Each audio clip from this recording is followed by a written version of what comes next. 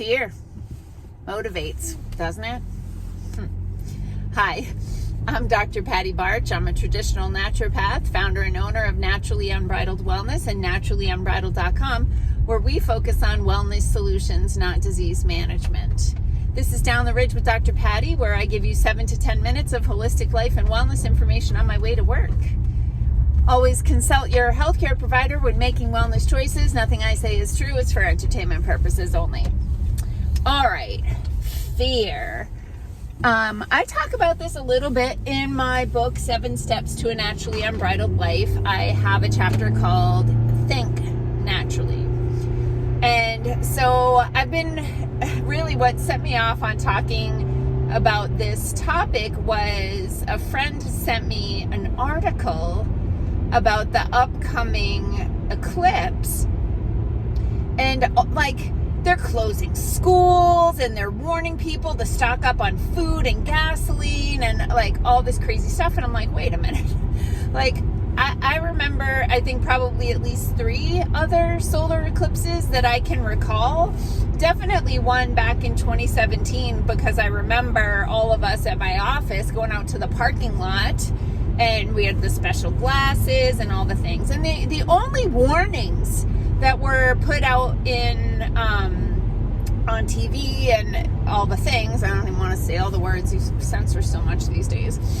The only warnings were, don't look at the sun, it's bad for your eyes. If you're gonna look at the eclipse, you need to get the special glasses or look through x-ray film, or this is how you can build an eclipse watching box. And then they did it with students. It was such a big deal. They took students out into the schoolyard and they got to observe the eclipse because they don't happen a lot and they're pretty dang cool. But for some reason, it's an election year. There's got to be something to save us from, I guess. But for some reason, they are putting out all kinds of warnings, scaring people about all the bad and violent people who are going to come to your area to watch the eclipse. I'm like, do you know the kind of people that like to go on a trip to look at an eclipse? They ain't the bad people, right? They're geeky people who want to see the moon pass in front of the sun. So anyway, let's talk about fear. So when there are biological processes that happen in a fear state, the whole fight or flight state, okay? When you are in fear, when you are in fight or flight, the logical, critical, thinking, rational, problem-solving part of your brain powers down.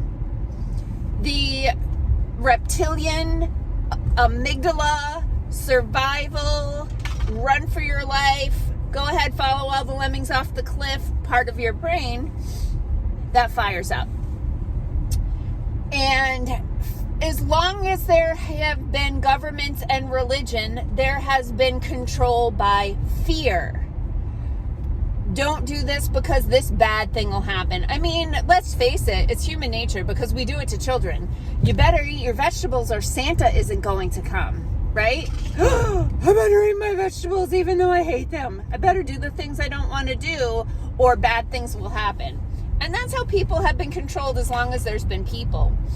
So when I was a teacher, so many of you may not know that I actually taught high school for, I think, 7 years. Oh, hello, dear. Good morning. What are you doing? Be careful up there. I don't know if you guys could see it. When I was a high school teacher, one of the things I used to do, remember the reporter John Stossel? I think he was on either 60 Minutes or 2020. They are kind of the same in my head. But anyway, he was an investigative reporter for them, and he used to put out this whole curriculum that was all expose materials, really cool.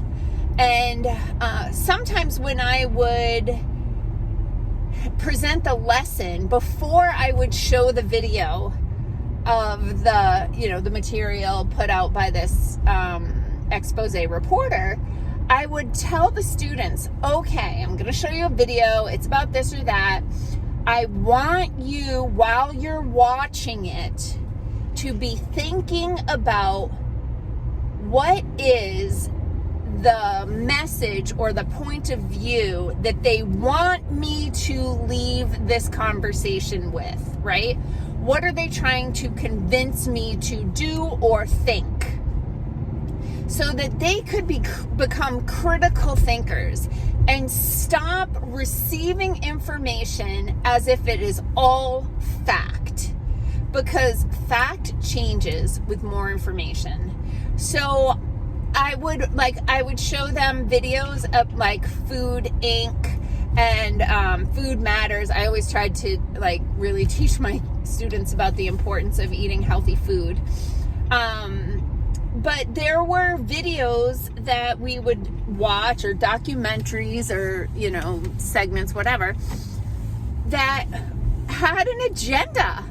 And I had a conversation with a great client yesterday about the same thing, because he and his wife had watched some documentaries on Netflix about not eating meat, right? About eating a plant-based diet and all the benefits of it and all the bad things that happen when you eat meat. And I was like, yeah, because that they are endorsing and furthering the let's eat plants and bugs agenda, or lab simulated meat, right? Which is like crashing and burning, thank God. But you know, it all comes from, if you do the thing we don't want you to do, this is the bad consequence that's going to happen. So my message to you is to just take a step back and ask, what is it that they are trying to get me to think, believe, or do by putting this information out there, right? They're trying to persuade me to align with a specific point of view. What is it and why? So if you're able to stay out of fear, don't get triggered by the horrible things, the images that they show you that are startling and you want to unsee.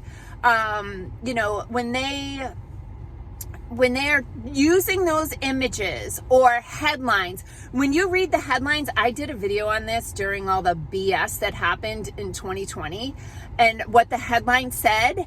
And I was like, okay, another message, another way to state what is included in this article is this, which is reassuring.